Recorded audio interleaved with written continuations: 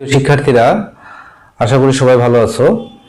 আজকে আমরা একাদশ দ্বাদশ শ্রেণীর জীববিজ্ঞান দ্বিতীয় পত্রের তৃতীয় অধ্যায়ের একটা গুরুত্বপূর্ণ টপিকস নিয়ে আলোচনা করব। তো তৃতীয় অধ্যায়টা হচ্ছে যে পরিপাক ও শোষণ। আর আজকের আলোচ্য বিষয় পরিপাক তন্ত্রের উপরে বিভিন্ন এমসিকিউ আসে, সেটা বিভিন্ন প্রতিযোগিতামূলক পরীক্ষা এবং আমাদের বোর্ড পরীক্ষাগুলোতে এসে থাকে। তো চলো আমরা এবার বহু নির্বাচনী প্রশ্ন নিয়ে আলোচনা করি। এটা হচ্ছে পৌষ্টিকতন্ত্রের একটা চিহ্নিত চিত্র। এই পৌষ্টিকতন্ত্রের চিহ্নিত চিত্রে আমরা যেটা দেখতেছি যে এটা একটা সরল ফরম্যাটে আঁকা। এইখানে আমরা গ্রন্থিগুলো দিয়েছি যে পৌষ্টিকতন্ত্রের চিহ্নিত চিত্রের আমরা আগে জেনেছি যে পৌষ্টিকতন্ত্র মূলত দুইটি অংশে বিভক্ত, একটা হচ্ছে পৌষ্টিক নালী আর একটা হচ্ছে পৌষ্টিক গ্রন্থি। পৌষ্টিক নালীর অংশগুলো হচ্ছে মুখছিদ্র, মুখবিবর, গলবিল, অন্ননালী, পাকস্থলী।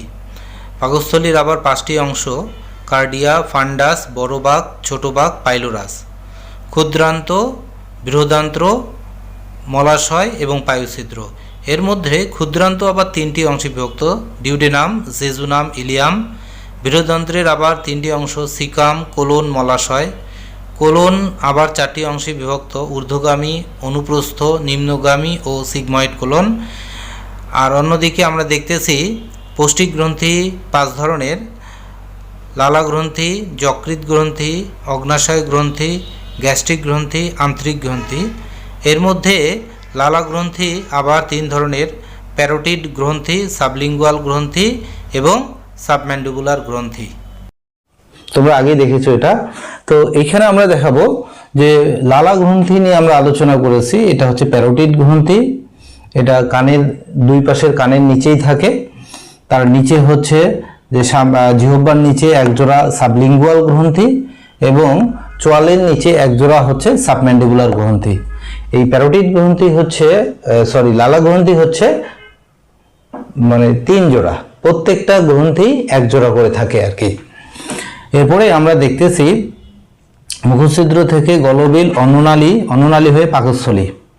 এই পাকস্থলীর এখানে আমরা বেশ কয়েকটা অংশ দেখতেছি। আমরা আগে বলেছি যেহেতু আমরা এমসিকিউ নিয়ে আলোচনা করতেছি, এখানে পাকস্থলীর শুরুতেই এখানে অন্ননালী যেখানে পাকস্থলীর সঙ্গে যুক্ত হয়েছে, এইখানে একটা কপাটিকার মতো অংশ থাকে বা পেশি বলয় থাকে, সেটাকে আমরা বলে থাকি কার্ডিয়াক স্ফিংটার।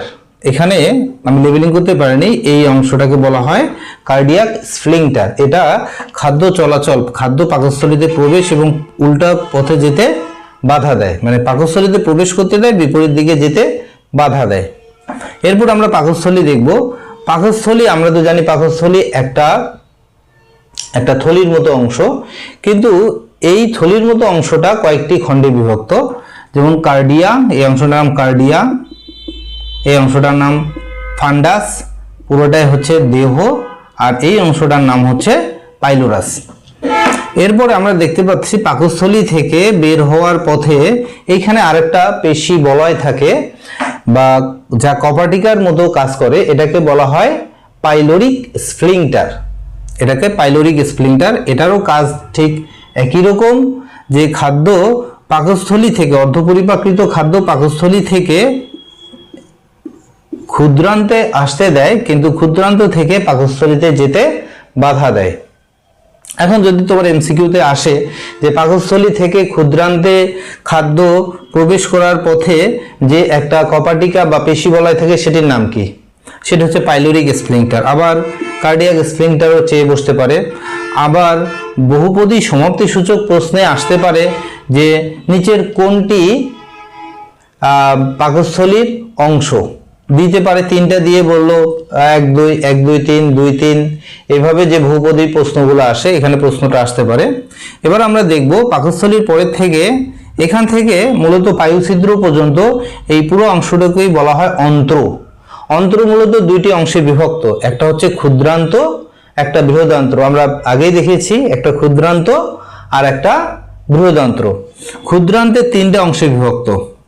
আমরা এখানে দেখেছি ডিউডেনাম, জেজুনাম এবং ইলিয়াম। প্রথম বাকটাকে আমরা বলতেছি ডিউডেনাম, পরবর্তীতে যে আমরা এখানে একটা বাঁকা অংশ নালীর, এটাকে জেজুনাম, এবং তার পরবর্তী শেষ অংশটাকে বলা হচ্ছে ইলিয়াম।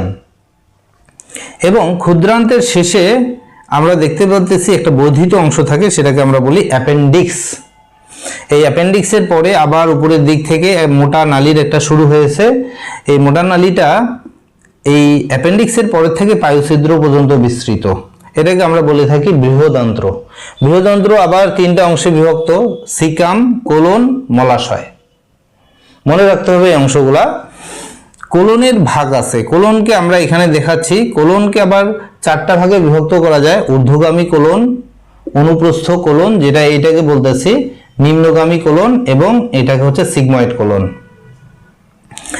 এই যে অংশগুলা, এই অংশগুলার নাম যদি তোমরা মনে রাখতে পারো, তাহলে এখান থেকে তোমরা কিছু এমসিকিউ পেয়ে যাবা।